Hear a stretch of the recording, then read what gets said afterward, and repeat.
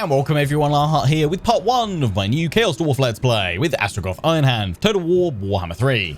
Big thanks to Creative Assembly for giving me early access so that I can start this Let's Play early for you guys. I'll be releasing this series here on YouTube every Monday, Wednesday and Friday going forward, so make sure you're subscribed and ring that bell notification so you don't miss any of the uploads of this campaign going forward.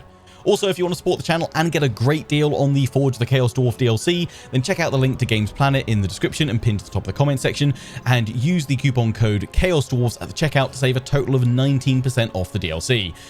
There's discounts and deals available worldwide. So here we are at last. It's time for Chaos Dwarves. I've been so hyped for these guys ever since like Warhammer 1. You know, seeing the little guys on the hell cannons.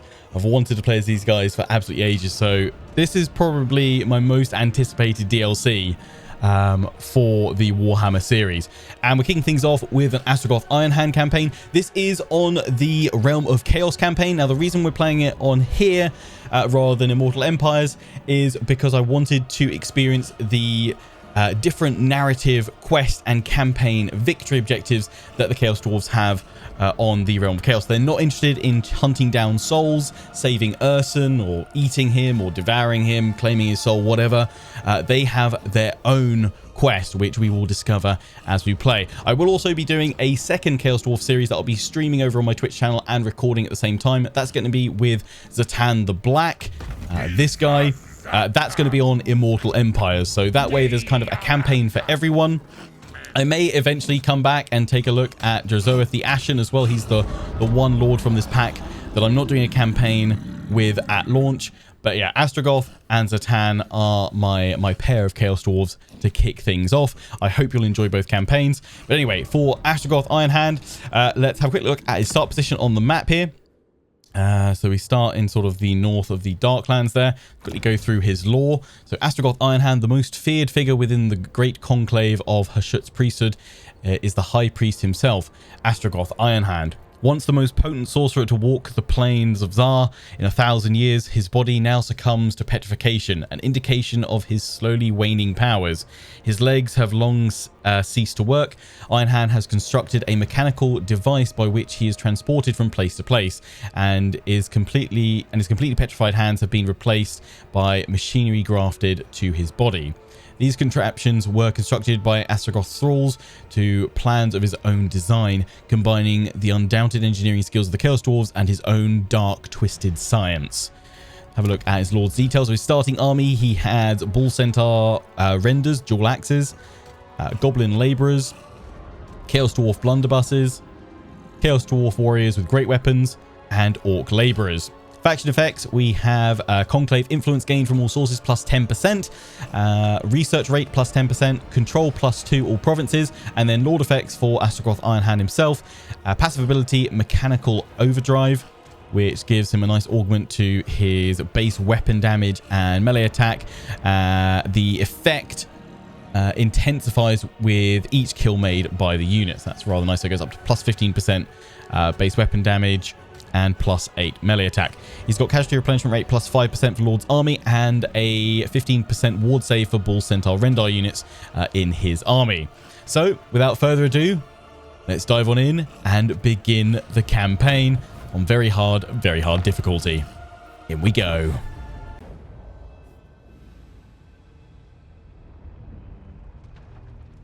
Echoed throughout the mines of the Dawi Zar is a legend of immeasurable power hidden deep under the mountains.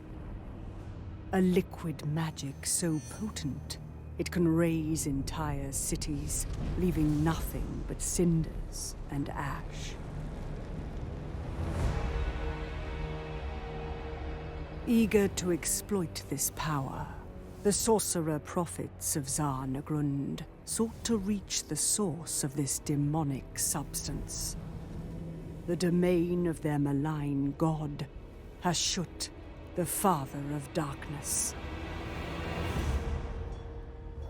For centuries they dug, exhausting countless workers as they delved deeper than the mountain roots themselves. 2 ashen moons ago, in the depths of the darkest pit, discovery was made. A trickle of pure power. A crimson seam divining a way through the rocky layers to where Hashut dwells. And so, it was bottled in a vessel of infernal design, rushed to the surface through the fires of industry, to the highest authority.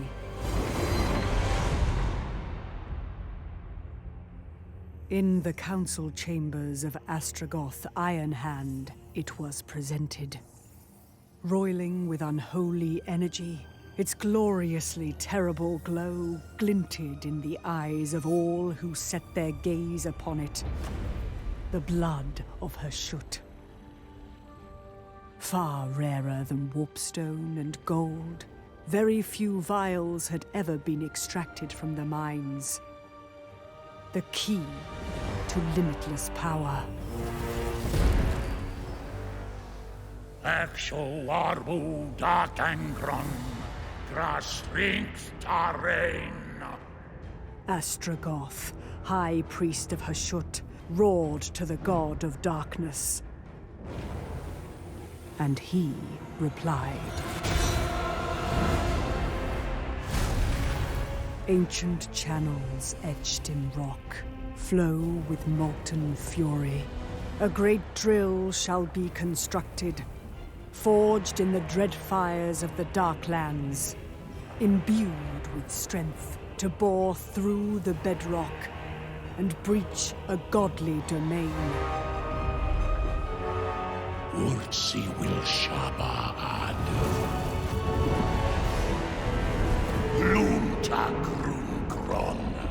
The forge burns.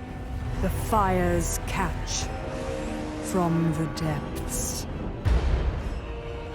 The Chaos Dwarves will rise.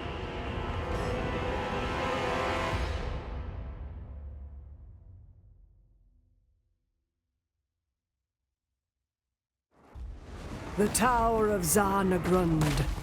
The dread city, where all wealth and sacrifices flow. But Astragoth is absent from the capital, having taken residence upon the Zorn Uzkal.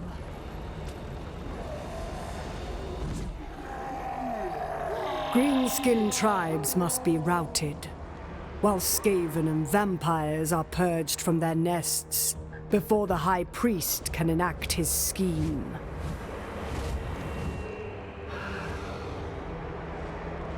And here, the site of Ironhand's intent.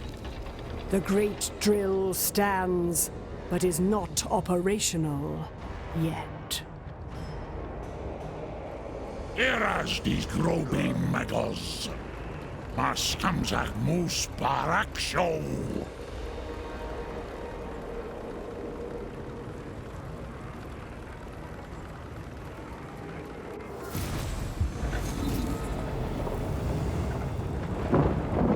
The launch site is made ready at a speed so furious, it becomes a mass graveyard for hundreds of exhausted workers. Expendable lives, for only the drill is of concern. The remaining construction must be imbued with dark sorcery, for the blood of Hashut lies not only in the darkest depths of the world, but in a godly domain where no mortal engine can reach it. 4 dwarf relics are required, each to be corrupted in the forges of the demon smiths. Only then shall the drill summon power enough to shatter solid rock and the foundations of reality itself. As the abhorrent relics lie undiscovered, a sacrifice must be undertaken to gain Hashut's blessing and reveal their locations. Dun, dun, dun. There we go. To access the endless supply of Hashut's blood, you must complete the great drill of Hashut to bore directly into his domain. But before we can do that, we need to get these 4 dwarf relics. And before the dwarf, to reveal the 4 dwarf relics that we need, a great sacrifice must be undertaken to reveal their locations. So that is our objective. We'll take a quick look at the objectives properly in a little minute. But first, how they play. Disciples of Hashut. Fight battles to gather the necessary labor to maximize the efficiency of your industrial economy, in turn boosting your military strength. Labor is the backbone of the Chaos Dwarf's industrial economy, a commodity of battle captives and traded laborers used and managed provincially to facilitate efficiency, rapid expansion, and ultimately the arming of the Chaos Dwarf war machine. Industrial economy. Chaos Dwarfs have a powerful industrial economy that requires careful management of labor, workloads, raw material excavation, and armament assembly lines. If a single cog fails, their entire industrial machine may falter. You need to spend armaments in the Hellforge to increase unit capacities and strength. The Hellforge, Chaos Dwarves are experts at combining smithing with demonic infusion. Feeding their assembly lines of armaments into the Hellforge, they equip new troops and modify their weapons, armor, and war machines to enhance them with different effects. Use Conclave influence to claim powerful seats in the Tower of Zar that can significantly strengthen your faction. Chaos Dwarf Sorcerer Lords vie for power and domination by competing for seats on the Conclave of Evil, located in the Tower of Zar. Seats enable powerful rewards for controlling factions as they seek preeminence in the eyes of Hashut, but also benefit all Chaos Dwarves when entire districts of seats are controlled. Dispatch military convoys to locations around the world and navigate risks en route to benefit your industrial economy. Military convoys can be sent from Chaos Dwarf lands to travel along the many trade routes that span the world. Convoys that successfully reach their destination can trade in commodities that benefit Chaos Dwarf's industrial economy. So that's all the various elements to it. As you can see, they're industry focused, as we can see along the top bar here. Raw materials, armaments, and Conclave influence. And of course, we have gold as well. So lots of different economic mechanics there. I feel like this is the first time that we see the multiple resource system first introduced in Total War Saga Troy, kind of implemented into the Warhammer series, and I hope it's something that we see in future Total Wars, both fantasy and historical, going forward, because I think it makes for some great gameplay. So we've got our first quest, the Great Drill of Hashut. Ensure the following building has been constructed. High-powered drill assembly line. At a secret launch site somewhere nearby, construction of the Great Drill nears its completion. Those to be offered to Hashut are soon to be chosen. In the meantime, recent advancements in your capital require your attention, for we are at the cusp of engineering feats crucial to the drill's success.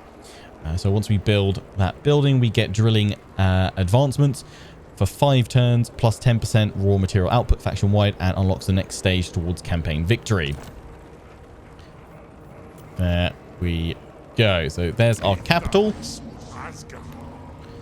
There's Kulak, and there it is, the Great Drill. So we currently got it at Giant Conveyor, 500 gold, 100 raw materials when workload requirements are met, which, yeah, we currently hit at 100%. So you've got to manage your workload to, or rather, you've got to manage your labor to your workload requirements to keep optimal efficiency. But yeah, the Great Drill here. So we need to upgrade it to this second tier high-powered drill assembly line. And it doesn't require gold. It requires raw materials, 1,500. And we don't have growth. You could some upgrade via the outpost upgrade via gold. The tower line, which is what our provincial capital is here, that upgrades via raw materials. And there's also factories as well, which we can see as a convert to factory. So that's good. You can convert and shape up your provinces how you want to. From my understanding of what I've seen from the gameplay previews that Creative Assembly put out, you probably want to try and kind of have all your provinces synergize. So you probably want to have provinces full of outposts and then another province for your factories. I think there are some cross kind of outpost to factory buffs and bonuses. I don't think there are any on the outpost, but I'm pretty sure I've seen on a factory there is a buff to raw material excavation. So you might want to have maybe one factory with some outposts. I guess it depends what the optimal way of getting maximum resources, maximum efficiency for your economy. I feel like I've said maximum efficiency on just efficiency in general and economy already 100 times by now. So we'll come back to that, all that stuff in a minute. Just quickly click on the Great Drill of Hashut, and then we're going to dive into battle with Astragoth Ironhand, because I know you guys want to see those Chaos Dwarves in action. So yeah, we can't see any of the locations of the Dwarven runes yet. That will be revealed once we build that high-powered drill assembly. We've also got the Hellforge over here, spent armament. So we have caps on our units, but we can increase them with armaments. So initially my thought process is I'm going to get some outposts and then get some more armaments to increase my caps and unlock some more units, as well as increasing the capacity here, which, as you can see, every few levels there's extra bonuses or manufacturing options that are unlocked, which you can then use in the manufactory, but it's locked until you have some modifications. So probably our first one's going to be unlocking some more Dwarf Warriors. I've got to admit, the unit cards are glorious. The red and gold's always a great combo. They look amazing. I can't wait to eventually get a Kadai Destroyer. That's going to be sick. Let me know what units you're most excited to see. Quickly pop into our technology, our research. We've split into military, sorcery, and industry. I've already had a look through some of these, and I'm going to go for labor quotas first of all, because that gives us a plus 5% buff to the amount of labor that we gain post-battle. And yeah, we're going to want all the laborers that we can muster. We've also got a bull centaur Toruk. He's currently called Zorak. What do we name him to? I mean, we normally have a Tim for a series. He's normally an enchanter, a spellcaster, so I'll probably save our Tim to be a demon smith sorcerer. So what should this bull centaur Torok be? Of course, as always, feel free to leave your unit name suggestions in the comment section of this episode, part 1 only. That way they're all in one place, easy for me to find. And once we've got a full 20 stack army for Astragoth, I'll start adding in those unit names. But let's kick things off by sending Astragoth into battle. There he is on his little mech legs. I love it. We're going to fight this one, even though we could just auto resolve it, because we want to check these guys out, show them off. So let's have our first Chaos Dwarf battle. In we go. This first episode will, of course, be at least an hour long to give you guys plenty of content, because it takes, what, like 20 odd minutes to get through the initial spiel, check out the cinematics, have a brief overview of mechanics before we get into the action. So fear not, there'll be hour specials every 10 episodes as well. And I don't know, maybe we'll set a mini like target. If we hit 1,000 likes on parts 1, 2, 3, and 4, then part 5 will also be an early hour special. There we go. Some of you guys always ask if we do those now. Have at it. Have that one. Right, let's just form these guys up, and then we'll take a look at them before we hit start. I'm just going to have my goblins and orc laborers all together over there. Chaos Dwarf with great weapons. Pop them there, and then I'm going to have the bull centaur Torok with the bull centaur renders. And kind of lead them as a separate little group there, and Astragoth out in front. Just move you guys forward a smidge. It's just a nice little bit of hilly terrain here, just to give my blunderbusses clear line of sight. So let's have a look. Look at those blunderbusses first of all.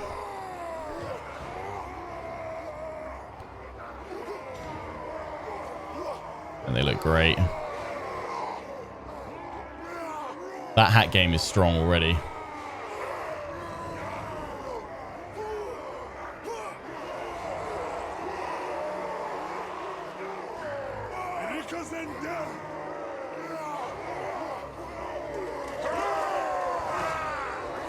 Oh, you've got an even bigger hat.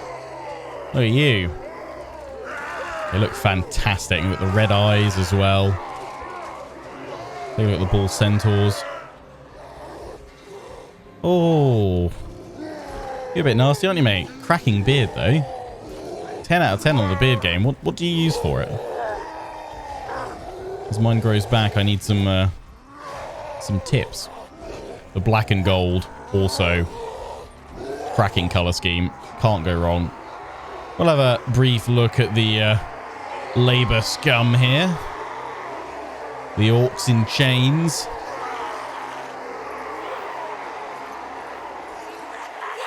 And the gobbos. I mean, they seem excited. You know, it's probably a nice day out from the mines for them, isn't it? They're probably very happy. And then here he is, the High Priest himself. Astragoth Ironhand. He's got some amazing animations. Again, I feel like CA just constantly raise the bar for their animations.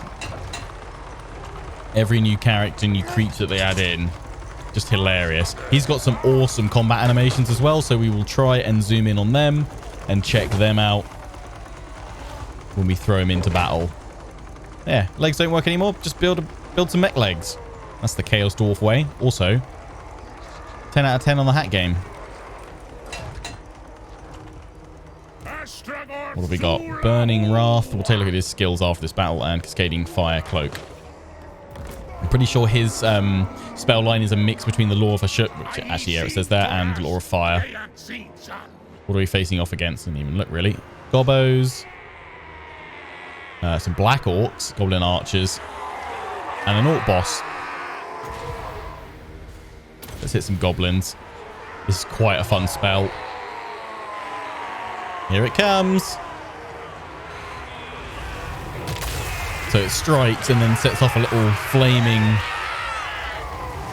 like flaming skull pool, I think, maybe. I'm going to send you guys into the trees here because I want to flank those missile trees. What I'm hoping, though, is we do enough damage to draw them to us. I'm just going to keep firing off that Burning Wrath. Have Astragoth out here at the edge of the blunderbuss range. Decent melee combatants as well, these guys.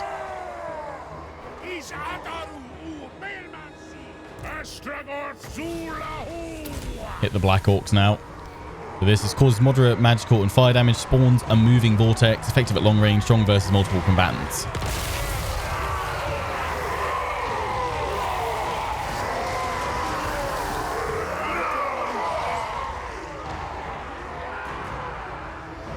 Yeah, they're coming forward. You guys hidden? Yes, you are. Just keep harassing them with Astragoth. Aim for the Goblin Archers. That should also hit the Black Orcs there and just vortex around a little bit. Nice.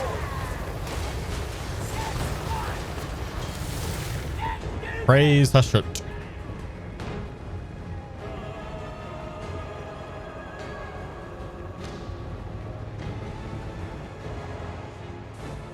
Quick little look at his stats as well.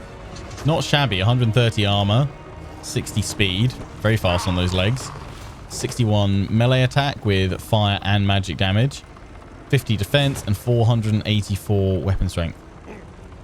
What's he got on there as well? If I can pin it, there we go. We get the overdrive, contempt. Nice. Here we go.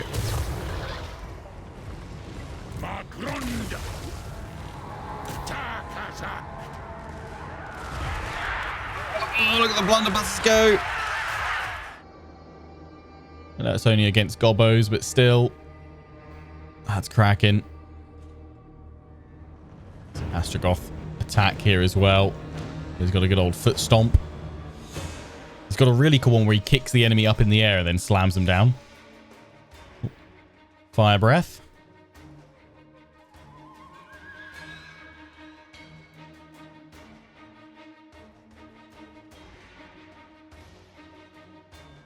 Beautiful.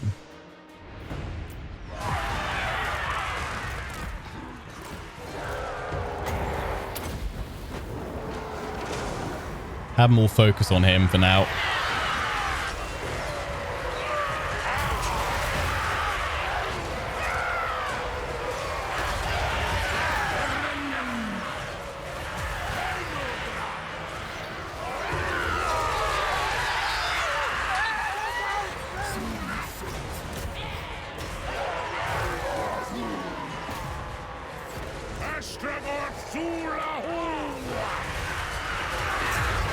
Nice.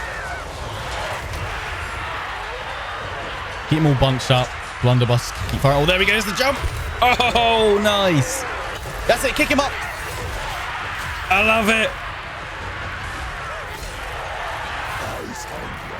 Great charge for the Bull Taurus there. Oh, not Bull Taurus, the Bull Centaur, rather. I'm thinking of the other units they've got. Get back in there. Go up against their lord a little bit.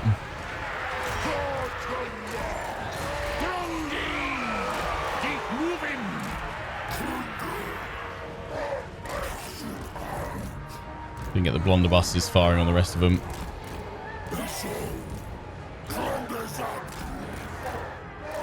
Flank on round.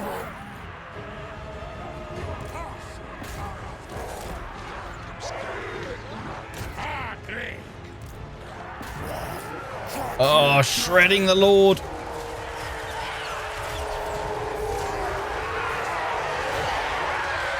He's had enough.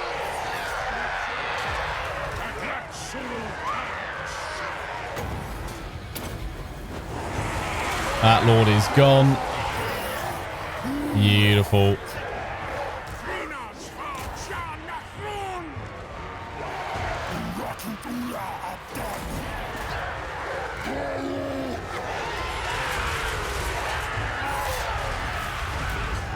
Victory!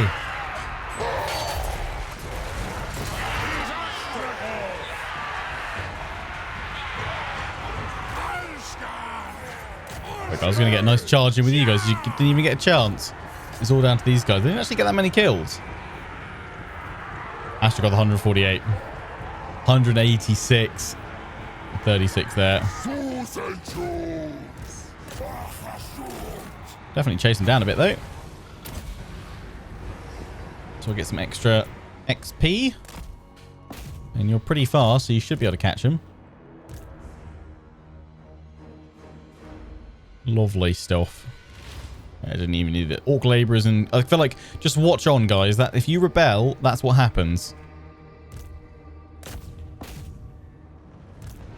Yeah, definitely try and take out those black orcs.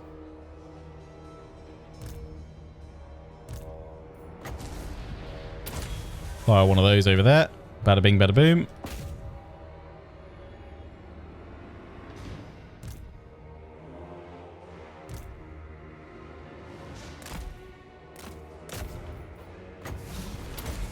Fire another one if you can. All the extra XP and veterancy for units. Grab it while it's hot.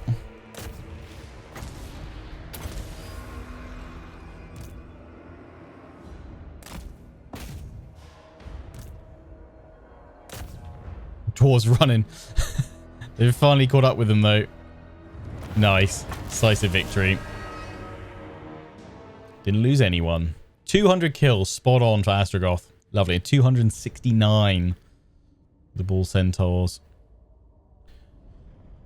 Lovely stuff. Oh, they got 2 kills. That's what matters. Yeah. Blunderbusters. Watching them just kind of... They fire like a scatter shot out as well, which is very satisfying to watch. Over time, they'll rack up the kills. I mean, they shredded the Lord. So, we get conscript captives for army replenishment. Ransom captives for treasury. But the one we're probably going to be taking most of the time is transport captives. More laborers. Plus 162. Yes, please. Lovely. Alright. Astragoth's gained a skill point. We're going to pop it obviously into Route Marcher. Always Route March first. I'll probably pop a point into Inspiring Presence. Just passive. Unit experience gains. Always good. And then we go to Firing Drills. Something I really like now that they've added in with the update that comes alongside Forge the Chaos Dwarf is this change where you can see the unit cards of the units that will be affected. I think that's far more useful at times than just having it written there because, well, I've definitely in previous campaigns been busy searching for a specific unit name and I misread it several times before I eventually spot it. So this is much easier to see which units are in play. And it seems like you can middle mouse button it. Ah, nice. Or is it you just hold it down? Yeah, just hold it down until that red bit pops up there and it locks the panel in place. That's very useful. And then you can see which ones are affected. So yeah, Fire Angels might be a good one to go for. Fodder or boon for them. Does that give them defense as well? We're probably just going to go through his spells first of all, though. Upgrade Burning Wrath, which is that spell we had in that first battle. Then you've got Killing Fire, passive ability. Scaling Cloak, Ash Storm. It's rather nice. Flame Sword of Ruin. Hellhammer is going to be a great one to see in action. Nice wind spell. We've got Flame Storm with that. So it's not the full lore of Hashut, but it's got some of the nice ones in there. He's also got along his top line, his body, more Winds of Magic, Master the Conclave. That's quite useful for diplomatic relations. Allied recruitment cost. Okay, yeah. Architect of Evil. Armament cost minus 25% for increasing capacity of bull centaurs. Yeah, so he's got kind of affinity for them. And you can see all the ones that are affected there, including the Regiments of Renown. That's nice. Piercing Intellect. Infernal Lord. And Dark Sacrifice, which reduces the cost for the Hellhammer. So you can really just keep throwing that out like crazy. Nice. And quests, he's got the Stone Mantle. And the Black Hammer of Hashut, which gives the Black Hammer of Hashut ability. Nice. Good stuff. What have you got skill-wise? You haven't got a level up for you just yet. Training, okay. And then, yeah, just a solid smacker to go alongside Astragoth. So we'll send you in to take the fort now. That's a victory. You know what? I'm going to fight this one as well, because we'll definitely get far less casualties, but I'm going to kind of throw more of my troops into melee just so we can get some nice shots seeing them in action. Those goblins will go down very quickly. We can send in my bull centaurs after the wolf riders. And Astragoth can lead the charge. He's at half health, but he's still fairly capable.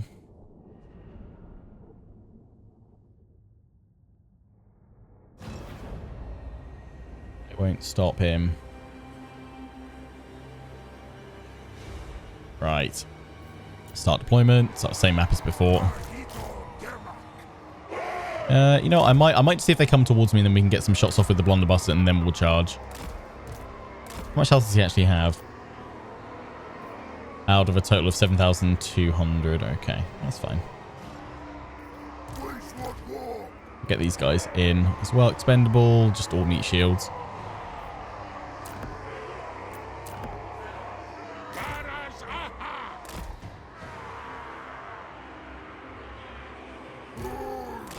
Shuffle them there, and then have you guys ready to charge on out. Straight into the Goblin Wolf Riders. And fire that off into the Orc Boys, if you wouldn't mind.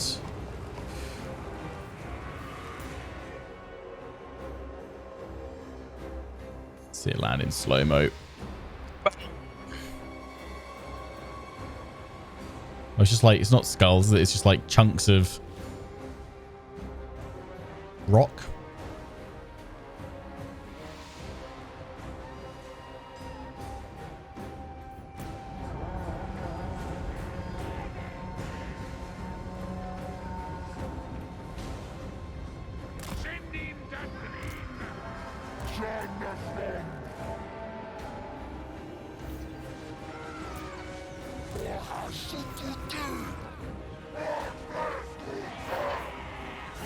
Get him. It's a leap. They're anti-infantry, but they'll still cut through these wolf riders. Nice.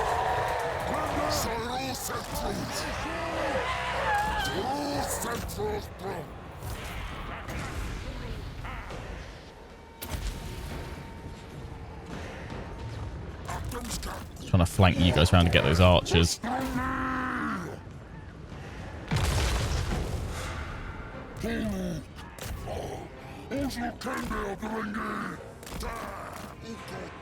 just push forward with the rest of them.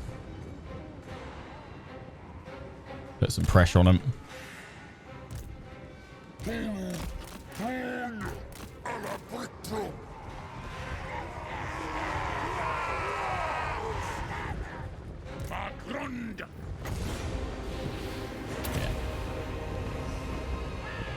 Yeah, fire it right in the middle of them. Beautiful.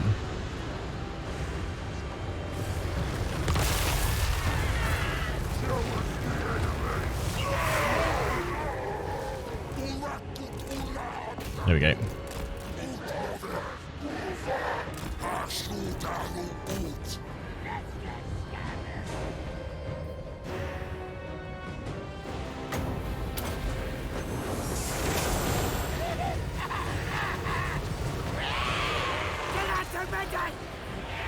Get in there.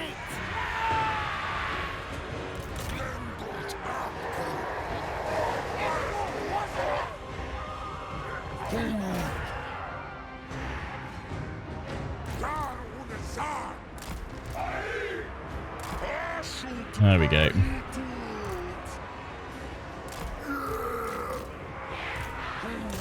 Yes, boss.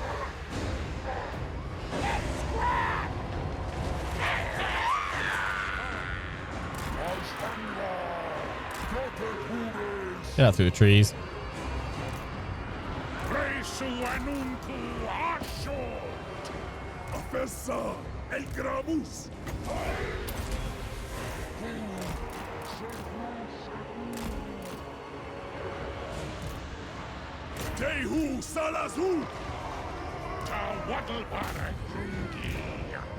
I love when he says "ta waddle." Astragoth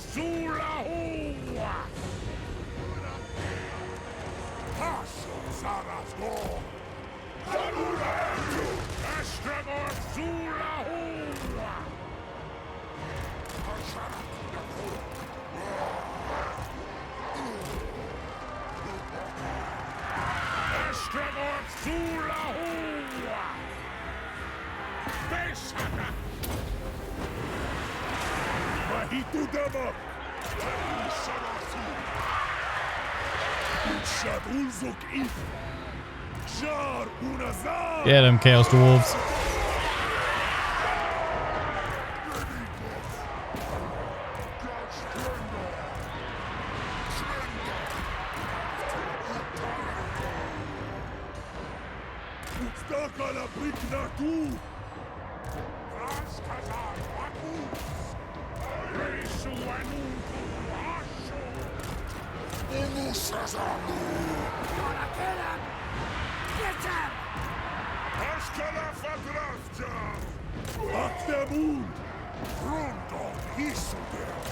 Get him.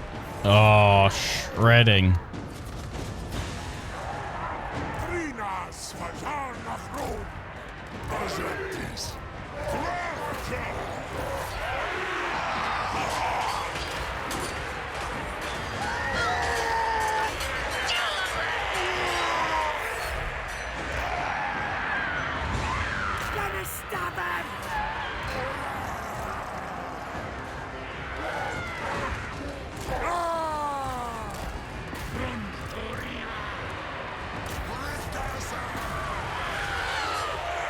Smash him.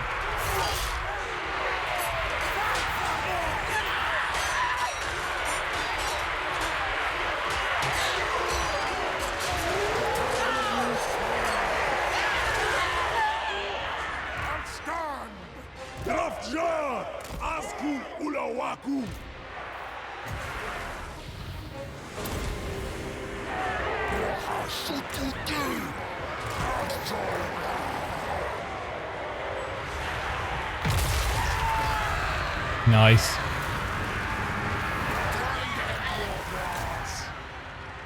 You don't need to fully wipe them because it's a settlement battle. I'll just let the...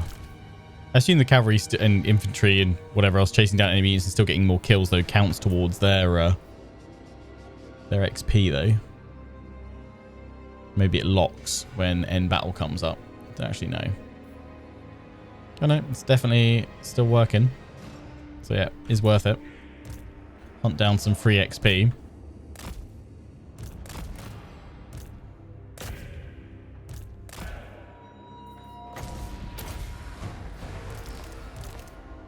Right, we lost some for the labourers, but otherwise, yeah, 3 units of the blunderbusses. They'll all replenish up pretty swiftly. Nice. Didn't really need to fight that one, but it's Chaos Dwarves, as you might be able to tell already, are a lot of fun. 137 kills with one of these blunderbusses. I think that was the one that, like, just absolutely, like, kind of shrapnel shot across the side of that, the Orc boys there. Shredded them.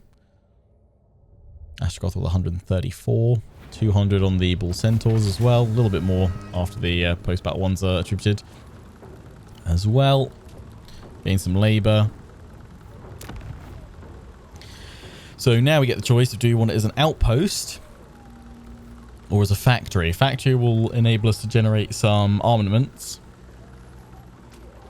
But I'm thinking, seeing as we need a hefty amount of raw materials, let's go for another outpost and let's try and make this whole one, if we can, all outposts. Although I guess if we have something that comes up that says we need to increase our capacity, maybe we'll have to throw the last one over to be a factory to start with, and then we can eventually switch one around. You also get access to this. There'll be a button up here by the 100% when you have more than one province, and then you can shift labourers between provinces for maximum efficiency. Let's go for an outpost. So actually, what do we get here? We get some... Okay, Hobgoblin mustering camp. I can destroy that if I want to. The other thing that Chaos Dwarves have that we haven't touched on yet is instant building is an option. So you still pop in a building. So here I want to put in the strip mine for another 200 raw materials. Getting that extra 200 raw materials will cost me a workload increase of plus 300. Currently, we've got 828 labourers, so we can maintain that. However, if we didn't want to wait 2 turns for that to be built, we can just rush the construction. It costs us 200 labourers, but instantly builds. That's 4,000. Go after this next. It's got a slightly larger garrison, so I probably want more of these guys. I can actually get some more Chaos Dwarves. I'm assuming I can't... No, I can't increase that for another turn. I get 10 armaments a turn. So actually, yeah, we probably do want to make that last one a factory just to get some armament gain. Just wondering what else we can put in. What are our other options for outposts? So we've got the strip mine. We've got the money pit, which just gains us more money and also has income from post-battle loot. All armies in adjacent region plus 30%. That's quite nice. But I mean, it's the extra income's always good. Watchtowers for camping out line of sight and control. Control also links into how many labourers we lose per turn as well. So you want to try and keep high control if possible. But labourers themselves have a negative impact on control too. We have a little bit of recruitment options, which yeah, I'll probably leave that in for now. We can also build here. That's only, yes, you don't want that in a provincial capital. Oh, we've got a resource. We've got high quality assembly line. Cast iron production, which actually gives us local province plus 50% armaments output. So that actually would potentially, it might make more sense that this province eventually becomes factories. When you have 300 raw materials or more, you'll lose 300 raw materials, but you'll gain 250 armaments per turn. That's pretty huge at tier 3. To upgrade that, we need 1,200. So yeah, we'll need to upgrade that one first. We can upgrade the drill. So that's why, yeah, I'm thinking outposts first, strip mines everywhere. If I upgrade that and push it through, I won't be able to build anything else straight away. Plus, we'll need money for recruiting new troops. So what I'm going to do is I'm going to go for another Coastal Warrior with great weapons. Yeah. And then I'm going to throw in some Hobgoblin sneaky gits that we can get from this building, and then I'll probably destroy it here. Can get some archers, but I don't think we need more missile troops. Those blunderbusses are going to fill that gap nicely. These guys are anti-infantry, and they've also got Vanguard. So let's pop all those guys in, and then we'll push forward with that army next turn and attack the settlement. It'll be a little bit tough, but we'll be fine. I think we can take him. Inspiring presence for, yeah, just get that passive building up there. Quite nice. You've leveled up so you can have some training. Haven't gained any items or anything, have we yet? No. So that's all of you guys in here. Let's get some more raw materials coming straight on in. Although actually, I didn't look through all this to what I can build. There's going to be something in here, isn't it? Income or... Like, costs 250 raw resource, but gives us control and campaign movement range plus 10% armies in local province. And also, when you unlock and finish researching the industrial security technology, you get minus 5% upkeep all armies in local province. That's nice. But yeah, here's what I mentioned about control. Labor population minus 8. You also have labor actions here as well. So at the cost of labor, 200 apiece, I think, on all of them, you can either gain 10 conclave influence, you can, for a single turn, get an extra 1,500 treasury, or you can get plus 10 control. So if it's close to rebelling, you can kind of save it with that. You can also choose to accept new labor. Armor's output. We can't treat with the Tower of Zaya because we need 75 conclave influence, and military convoys are not unlocked until turn 5. I am going to rush that construction through. Yep.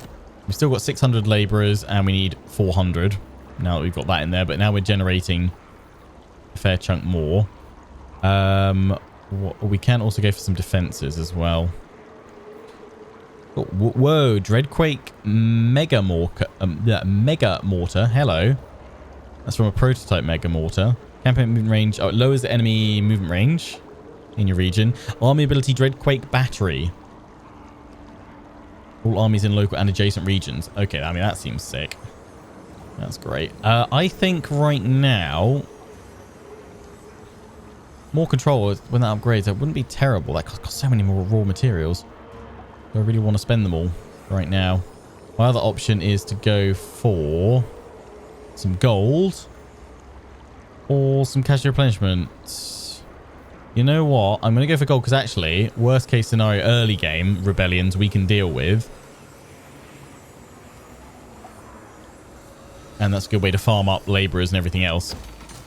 I was thinking, though, the extra movement range is quite nice, though. Yeah, we don't want to push that through because otherwise we will go under efficiency and we don't want that. Outside diplomacy, don't think there's anything else we can do. Servants of the Conclave, strength rank 1. Yeah, they'll be basically impossible to knock out, I assume, by AI factions, just so that the player has that option. I assume you get to confederate with all these guys. War Host of Tsar. There's Zatan the Black. And the Legion of Astragoth, which is Rezoeth the Ashen. Let's just go quick deal. Fan Gritus. I think you're over here, aren't you? That's vampires, and you're probably over here. I'm not going to make any treaties with you because I'm going to come squash you. Gormandi tribe. Might splat you at some point. Ogres to the north we'll probably need to deal with. But Saber Mountain. Fulg. Yeah. Dominate. War unceasing. I got non-aggression with all of them, so that's good. And we've got military access and trade with these guys. Roth the Cruel. Tsar Nagrand. Yeah, they get those regions there, so I'm assuming we eventually get all of those. Oh yeah, like the detail to the map now that's been added in across here. Looks fantastic. You didn't even look at the tower there. Beautiful. Right. Let's end the turn.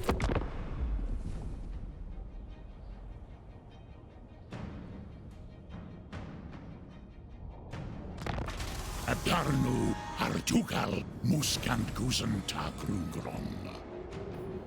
More labor must be found to feed the forges. Okay. Plus 15% labor. Yeah, lovely. And treasury. Fight 3 battles. Mission issued. Construct a building from the mine chain. Ahaha. Already done that. We'll do it again, though. When we swap that out to something else, probably. I can force that through if I want to. Don't really want to. They've recruited a new lord there. Oh yeah, what are our regiments renowned like? I can't see them all. Wolf Boys, Blazing Beards of Bazherak, Granite Guard. Mortals, the Infernal Iron Sworn. Should start Ravagers. Dreadquake, more to the Demon's Tongue. The Iceforged Legion, which is a Hell Cannon, I believe. And then there's also the Soul of Damnation Hell Cannon. Nice. Yeah, I reckon you guys can handle it. Let's take a lookie. Pyrrhic victory, high casualty, so of course we're going to fight this one.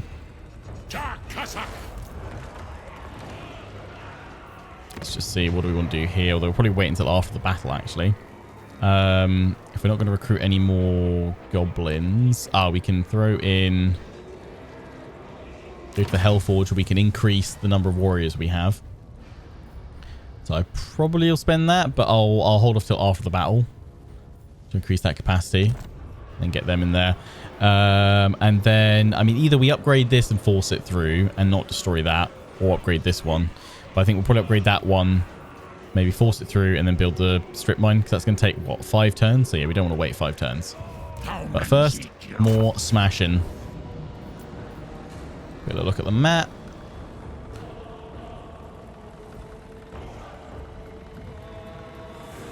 Okay, here we go. Settlement. Let's do it.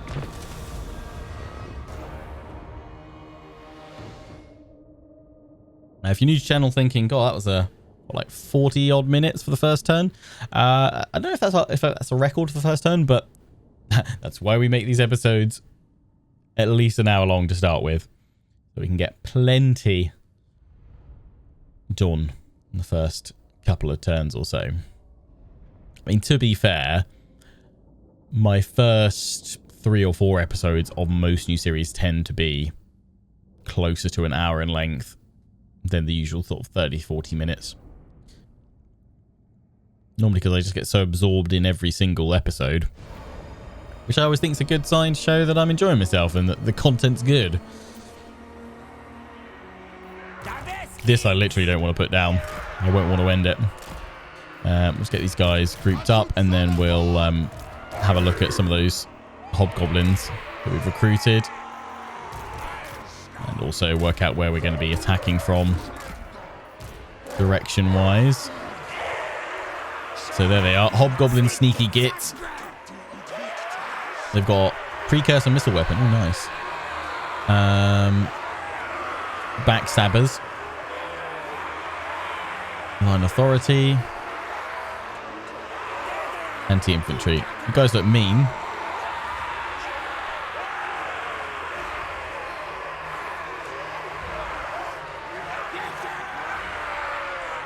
It's the only new unit we've gained because we've already seen the Chaos Dwarfs before. Right. It shows you instantly where they can dock now.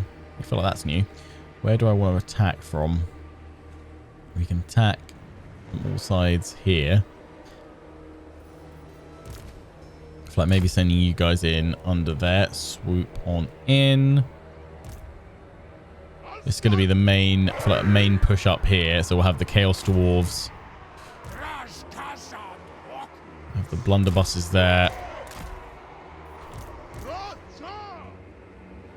You guys going in there, and the sneaky gits through there.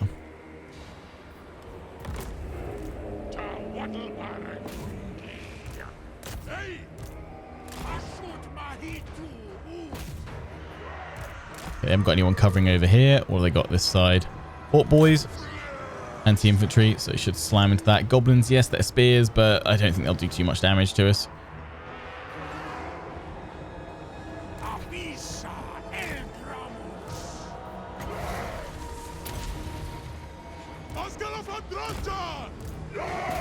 Let's send one of you this way and one of you to help. Astragoth. Take out the archers. How long does that last? 19 seconds. So wait till he's very close and then pop it. Oh, shred him.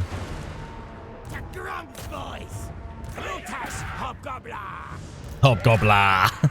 Love that. Get him.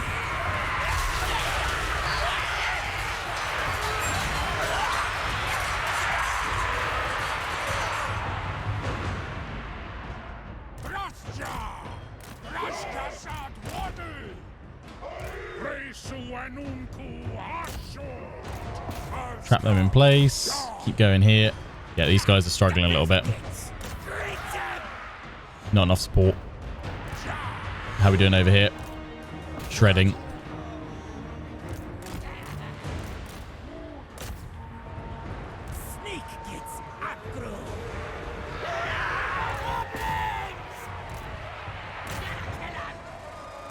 Just need him pinned until you guys get into position.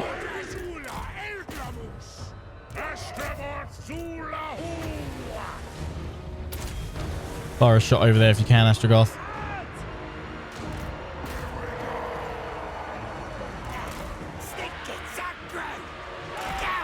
Yeah, and stab him from behind.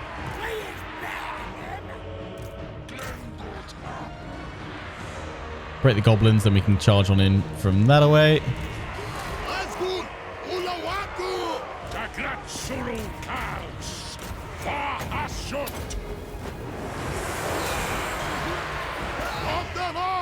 Get him.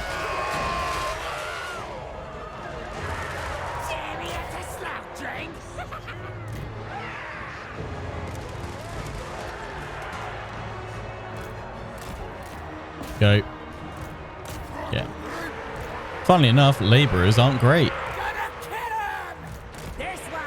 It's alright though.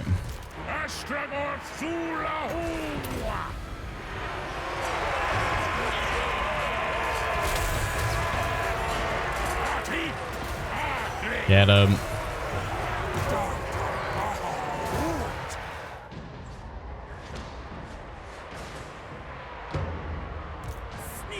Got a tower up there. Right. Blunderbusses. Get ready to put a shift in.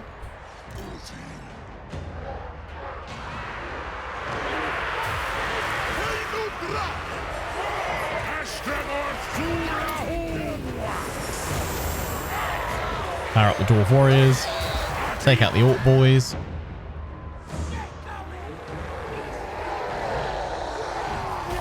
Boom. Ah, look at that.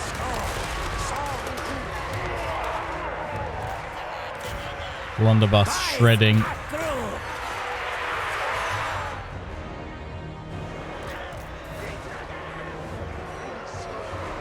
I mean, it said I was going to lose one of my Chaos Dwarf units with great weapons, so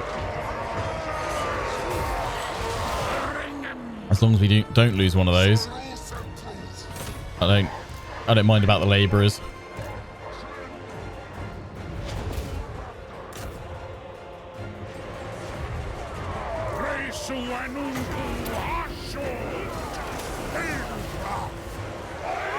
Sneak, I was like wondering how are they doing so much damage.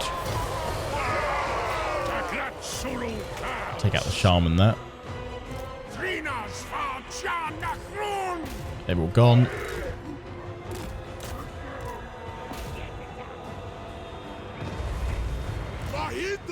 Capture this one. Knock out the towers around. Astragoth. Smack a goblin great shaman around a bit.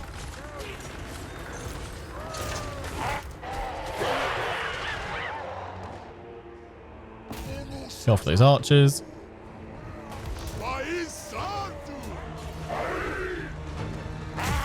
Ah, torch him. His janky legs. That's hilarious. Oh, here's a jump. Boom.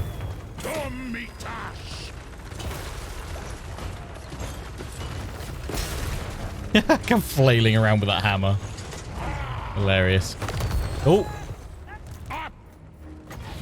It's not effective against single units and short range, but let's just see. Slow him down at least. Just want to see him like floor him.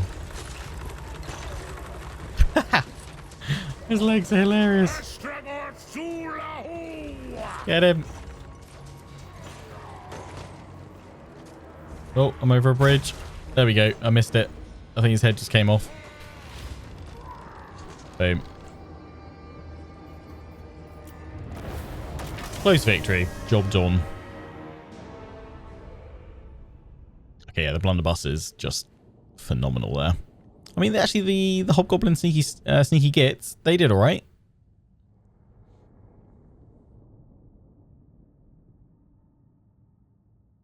Let down by the laborers. Looks like some of you are gonna have to get sacrificed. Mwahaha. Smashed them. Beautiful. Yeah, you know what? I'm gonna try this one as a factory actually, just to kind of see what our options are like there. And we can always convert it across, which is pretty cool.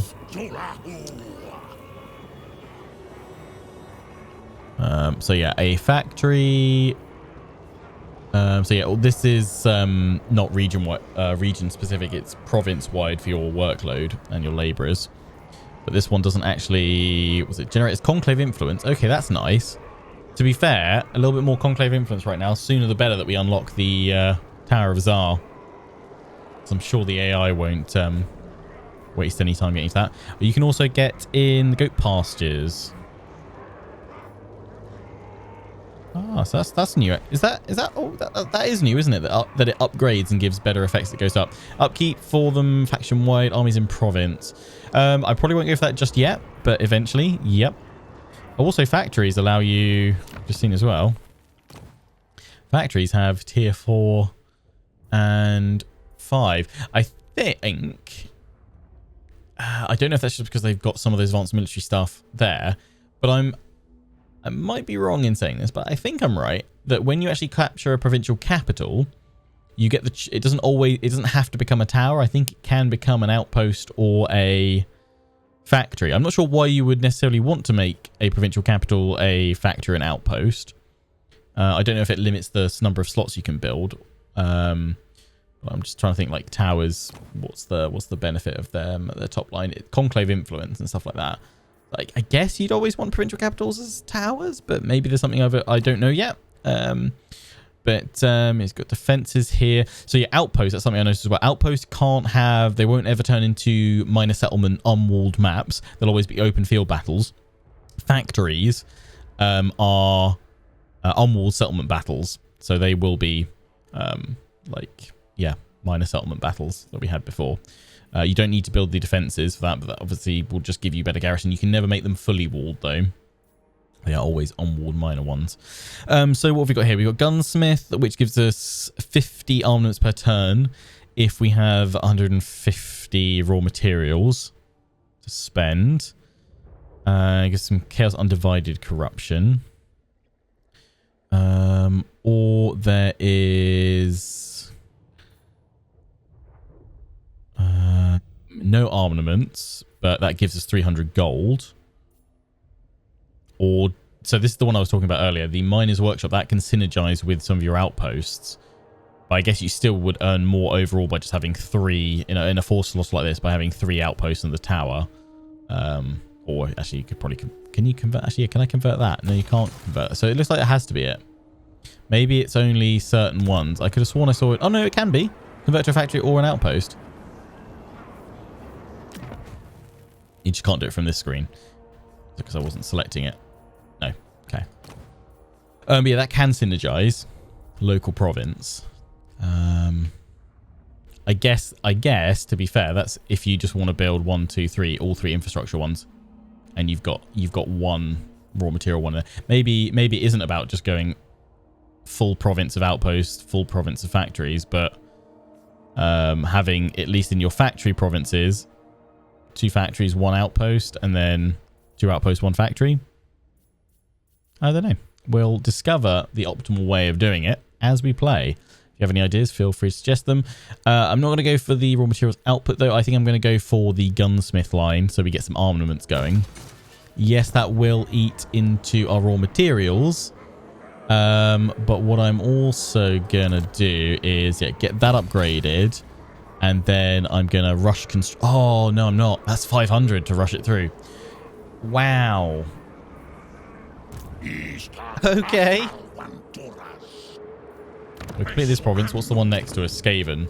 So I guess we're going to go for High Pass next.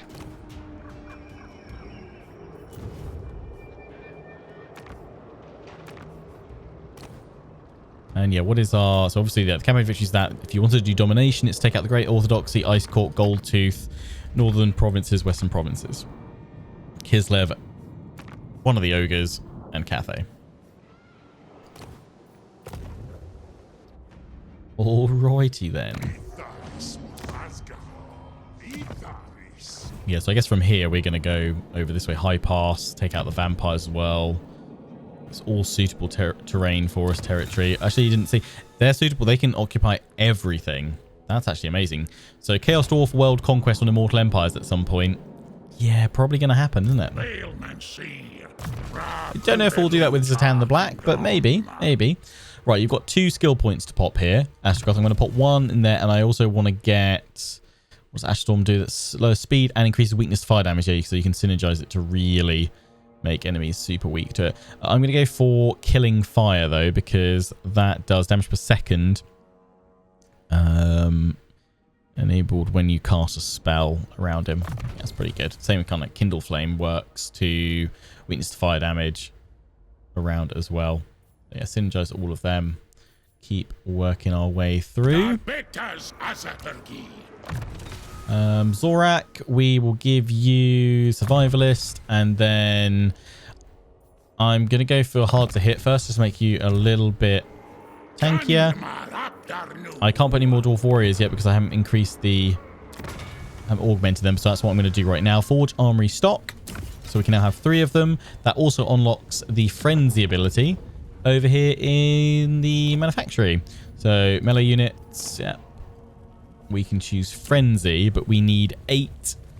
Oh, we've got... Is that because we've got 2 of them? Yeah, 2 of them already recruited. Oh, it will apply to... Oh, cool. It applies to them retroactively. That's cool. So we need 16 armaments to apply. Is that... That's to activate it, right? Yeah, apply. I can't afford it. Is that then 8 armaments per turn to keep that going? Because it says total upkeep. I have none right now, and I only produced 10. So yeah, definitely need that in there. Maybe we push that through right now. We'll use 150 raw materials, though.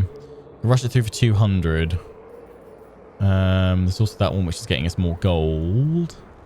I'm going to recruit a unit of Dwarf Warriors, I think. And then... I want some Hobgoblin Archers.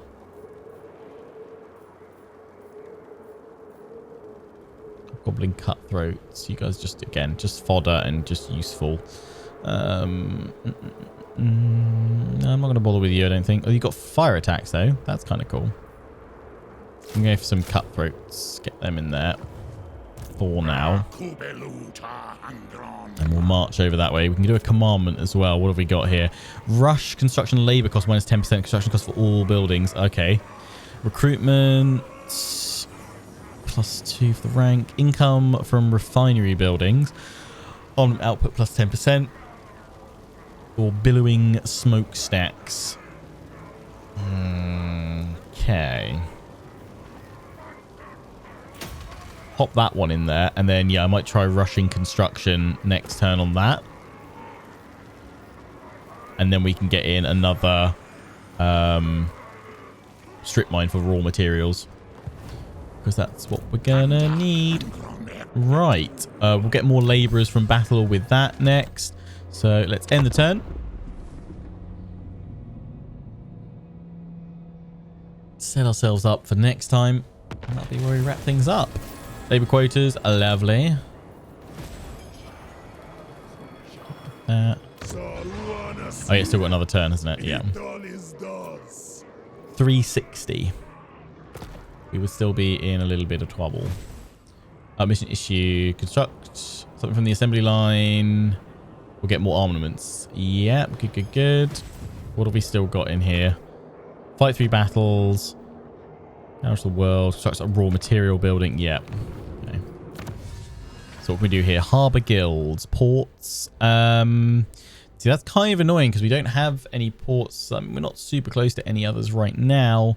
But we need to go through that to unlock hotter furnaces and everything else. Industrial Revolution. Stockpiling.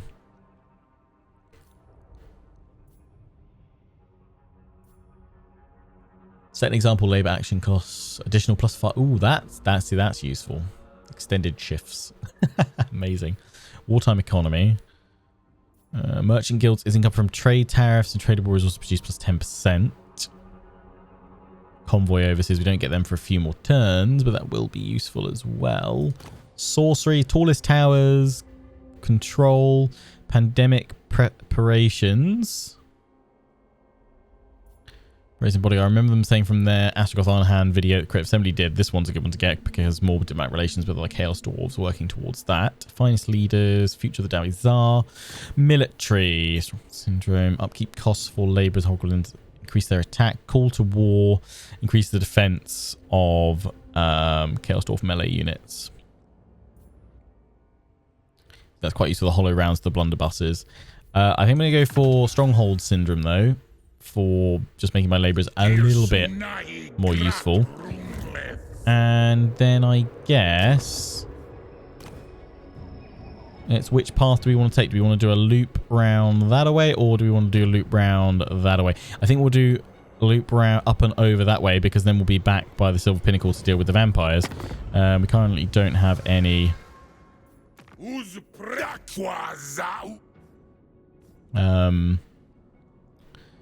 we don't have any enemies.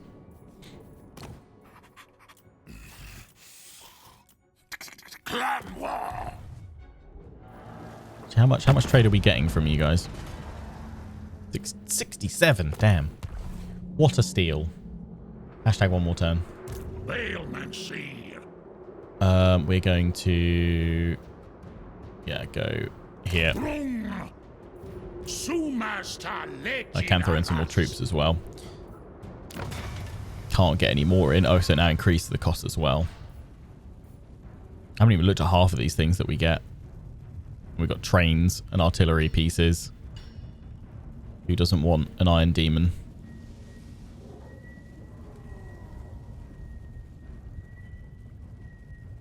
Skullcracker. Can be restored in battle by the Demon Smith's Reforge ability. Ooh, hello. Just assume that's just a heal for them.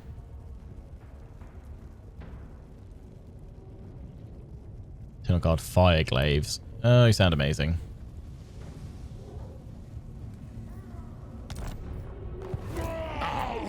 So let's throw another unit of Orc Labourers. Try and keep things like even. And then do I want some Hobgoblin Archers? You know what? Let's do it. If we do all that, when's there going to be a rebellion? 8 turns. Yeah, let's think about that. Definitely don't want to cut our labor this early though. So again, I'll probably just use it to farm more laborers by letting the rebellion spawn in. Risky, especially while we're off dealing with the Skaven. So I'm giving myself 8 turns to deal with them. I think that's doable. What other lords can we get? Sorcerer Prophets, Metal, Hashut, Fire, Death. Definitely going to go for Hashut for one of you guys. Or there's an Overseer. I think I'm probably definitely going to go for Sorcerer Prophet though. And it'll be Law of Hashut. One more end turn, and then we will wrap things up for today. So we'll probably kick things off. I know, melting some Skaven in the face at Krasund. There we go. Got the armaments. Beautiful. So yeah, we're now down to plus 150 raw materials a turn. And mission issued have 400 armaments. Okay, well, we're now getting 60 per turn, which is good. That can now upgrade, which will then allow us to upgrade all of these as well. This one, can I push you through yet? 270. Yes, if we get some laborers from here, most likely. Set things up. Oh no, Skaven. Who'd have thought? There's Skaven over here. Declare war.